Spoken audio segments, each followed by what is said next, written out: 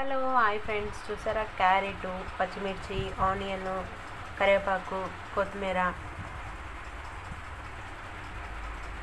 కొంచెం పసుపు, కొంచెం కారం, కొంచెం ఉప్పు, అలాగే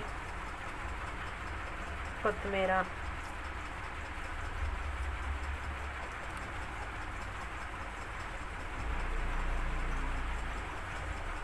ఇందులో ఎగ్స్ కూడా వేసుకోవాలి. ఎగ్స్ వేసుకున్న తర్వాత చూపిస్తాను. ఏంటి